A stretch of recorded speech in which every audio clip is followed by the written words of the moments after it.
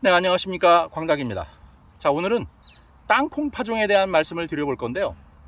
내용 중에 아마 여러분들이 좀 생소하게 들으시는, 처음 들어보시는 내용이 있을 수도 있어서 오늘 좀 잘 들어보시고 실수 없게 땅콩 재배를 한번 해보시기 바랍니다. 오늘 말씀드릴 주제는요, 땅콩은 비료보다 이 세 가지가 더 중요하다라는 내용으로 말씀을 드릴 예정입니다. 우리가 모든 작물을 기를 때 이 밑거름이 중요하다라는 말을 많이 하는데, 저는 지금 좀 이상한 얘기를 하고 있죠. 과연 비료보다 중요한 이 세 가지가 뭘지, 그리고 비료가 덜 중요한 이유는 뭘지 한번 들어보시기 바랍니다. 자, 시작하겠습니다.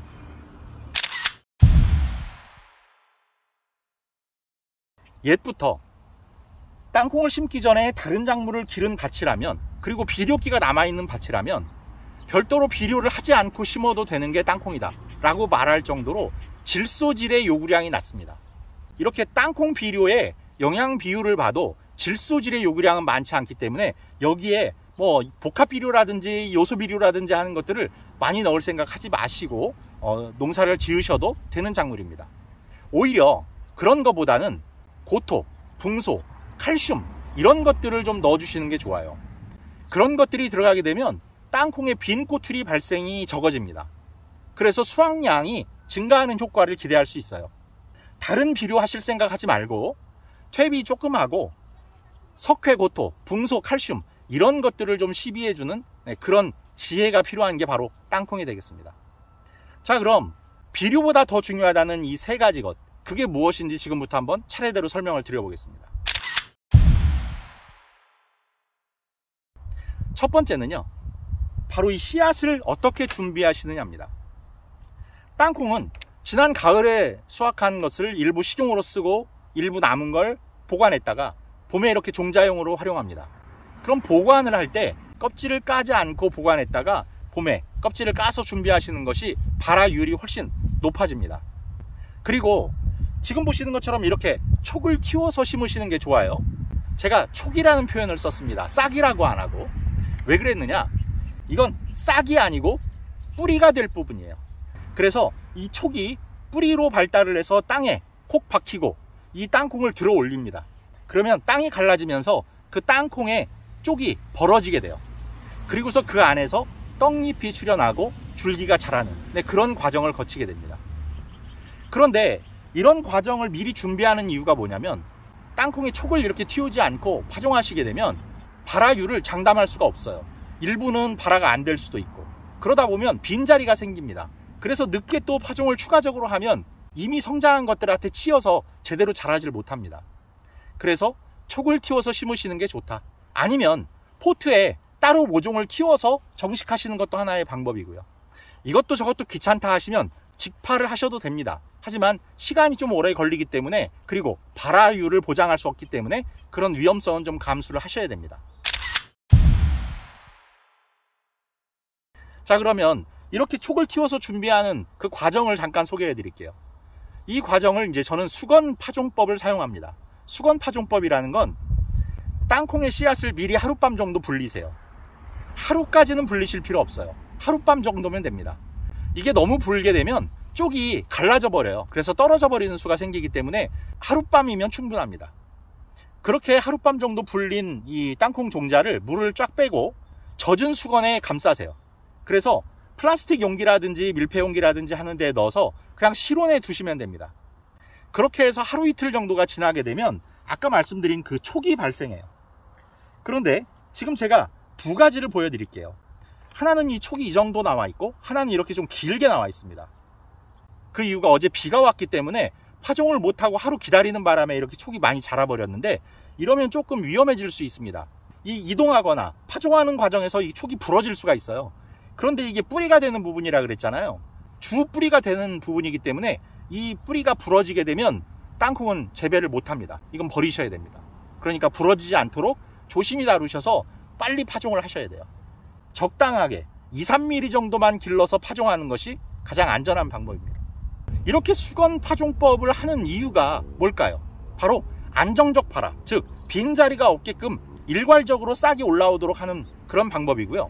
또 종자를 땅에 파종하고서 그게 땅속에서 머무르는 시간을 단축시키려고 하는 겁니다. 이게 단축되게 되면 그만큼 씨앗의 부패나 훼손 가능성이 적어지고 또 싹이 빨리 올라와서 재배 기간을 단축시킬 수 있다는 뜻이죠. 그러니까 여러분들 비료보다 중요한 그 첫 번째, 바로 씨앗을 이렇게 준비하셔서 촉을 틔워서 심어 주시기를 바랍니다. 땅콩은 뿌리작물이 아닙니다. 땅콩이 나중에 줄기를 이렇게 올리면요, 그 줄기에서 자방병이라고 하는 촉수가 뻗어나옵니다. 그래서 그게 땅속에 마치 뿌리 내리듯이 땅속에 박히면서 안으로 들어가요. 그게 약 4, 5cm 깊이로 땅에 박히게 되면 그 끝에서 땅콩 종자가 부풀어 생깁니다. 이게 바로 땅콩의 생성 원리예요. 그렇기 때문에 두둑을 만드실 때 지금 보시는 것처럼 이렇게 평평한 두둑을 만드셔야 돼요. 둥그런 두둑을 만들게 되면 그 자방병이 내려와서 땅에 닿을 때까지 불리해집니다. 자방병의 그 촉수 길이는 대략 15cm 정도 발달을 합니다. 그런데 그게 둥근 두둑 위에 심어져 있을 때는 촉수가 내려가는데 좀 거리가 멀 수가 있어요. 그래서 땅콩은 평이랑 재배를 하시는 게 좋습니다. 그리고 지금 보시는 것처럼 밭의 넓이가 대략 70cm 정도 되는데 효율성을 좀 높이기 위해서 이게 두 줄 재배를 하시면 되겠습니다. 그리고 간격이 중요해요.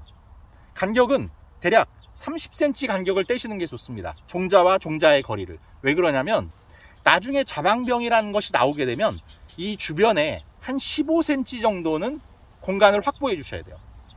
줄기로부터 주변 15cm 정도의 자방병이 뚫고 내려가는 공간입니다. 그래서 두 포기가 30cm는 떨어져 있어야 서로의 자방병을 겹치지 않게 그렇게 기르실 수가 있어요. 그 자방병 자체가 땅콩이 되는 거기 때문에 여러분들이 꼭 이 제식 거리는 지켜주셔야 됩니다. 그리고 땅콩은 자방병의 촉수가 땅속에 박혀서 땅콩의 결실을 이루어야 수량이 많아지기 때문에 흙의 높이를 올려주는 게 중요해요. 그래서 가급적 많은 자방병이 땅속에서 발생할 수 있도록. 그래서 북주기라는 걸 하는 게 좋은데 그 북주기를 위해서라도 이 간격이 좀 필요합니다.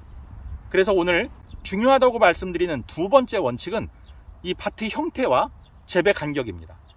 자, 그리고 마지막 세 번째입니다.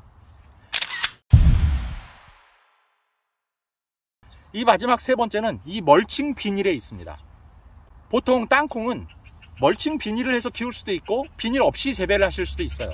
그런데 멀칭을 하시게 되면 좋은 점들이 몇 가지 있습니다. 첫 번째는 꽃이 피는 시기가 멀칭을 하지 않았을 때보다 약 15일가량 먼저 꽃이 핍니다. 그래서 꽃이 먼저 피기 때문에 재배 기간도 좀 더 오래 기를 수가 있고요. 수량이 좀 더 많아집니다. 그리고 땅속에 있는 수분이 유지가 되죠. 그래서 여러모로 땅콩의 수량이 증가되는데 멀칭 비닐이 좋은 영향을 미칩니다. 그리고요, 조기 파종이 가능해요. 대략 10일 정도 먼저 파종이 가능합니다. 보통 무멀칭 재배를 하게 되면 4월 중순에서 5월 중순경에 파종하시면 되고, 멀칭을 하시게 되면 그보다 열흘 정도 먼저, 그래서 4월 초부터 5월 초까지 파종을 하실 수가 있습니다. 그러니까 그만큼 재배 기간을 늘리거나 아니면 일찍 수확을 하실 수가 있기 때문에 좀 더 유리한 측면이 있어요. 그래서 멀칭 비닐을 사용하시고 재배를 하시는 것이 재배에 유리한 조건이다 라는 말씀을 좀 드리겠습니다. 그런데 이건 또 나중에 변수가 돼요. 자방병이라는 것이 땅속으로 뚫고 들어가기 위해서는 이 비닐이 방해가 될 수 있습니다. 그런데 우리가 사용하는 이 멀칭 비닐은 대략 0.015mm라든지 0.02mm 뭐 그 이상도 쓰실 수 있고 이렇게 좀 두꺼운 비닐들을 사용해요. 그런데 땅콩의 자방병은 0.01mm가 넘어가면 뚫고 들어가지를 못합니다. 그래서 땅콩 전용 비닐이 있어요. 그런 경우에는 이게 0.01mm로 아주 얇습니다. 그러니까 그런 비닐이 아니고서는 나중에 이 비닐을 전부 개방을 해 주셔야 돼요. 언제 개방하느냐? 꽃이 피기 전에 개방을 해서 추비를 하면서 이제 본격적인 자방병을 내릴 준비를 하시면 됩니다. 그때 비닐을 제거하시는 게 좋습니다. 세 가지 내용 말씀드렸어요. 첫 번째는 그냥 땅콩을 파종하시는 것보다 이렇게 촉을 틔워서 준비를 해서 파종하시는 것이 훨씬 더 안정적인 재배가 가능하고 수량을 늘리시는 데 도움이 된다. 그 다음 두 번째는 밭의 모양을 평일형으로 하시고 그 다음에 간격은 30cm 정도 확보해 주시는 것이 수량을 늘리시는 데 도움이 된다. 다음 세 번째는 비닐을 씌워서 하시고 또 때에 맞춰서 그 비닐을 걷어 주시는 것이 좋다. 그 이유는 개화기도 빨라지고 수분 유지도 돼서 좋고, 또 비닐을 제거해 주는 이유는 자방병이 원활하게 땅속에 들어갈 수 있게 해주기 위해서다. 이런 내용으로 말씀을 드렸습니다. 국민 간식이라고 제가 말씀을 드렸죠. 그래서 여러분들 이 가을에 땅콩을 수확하시게 되면 가을과 겨울 이 심심한 때 심심풀이로 아주 좋은 땅콩, 그리고 영양도 풍부하고 좋은 지방을 갖고 있어서 우리 건강에도 많은 도움이 되는 땅콩 꼭 한번 재배해 보셔서 여러분들 좀 풍성하게 수확하셔서 그 즐거움도 느껴보시길 바라겠습니다. 풍성한 수확 응원하겠고요. 구독, 좋아요, 알림 설정 부탁드리면서 인사드리겠습니다. 감사합니다.